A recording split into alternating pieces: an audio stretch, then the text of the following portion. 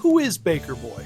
Baker Boy is a family-owned bakery products manufacturer based in Dickinson, North Dakota. First opened in 1955 by World War II veteran Marvin Moos, Baker Boy has changed a lot over the last 70 years. We've grown from a small storefront bakery in downtown Dickinson into a state-of-the-art manufacturing facility that now encompasses about 15 acres of property. Marvin's son Guy Moos has been president of the company since 1990 and oversees Baker Boy's growth and continuous investment alongside a team of homegrown leaders. While some products may come and go, there have also been many constants over the years, such as our frozen buns and rolls and our donuts. More recently, we've seen rapid growth in our baked products. But no matter what product we're making, Baker Boy promises to put our heart and soul into everything we do. It's our mission to preserve and uphold the finest traditions of our bakery craft by using only authentic ingredients and time-tested baking methods to create delicious products for our customers.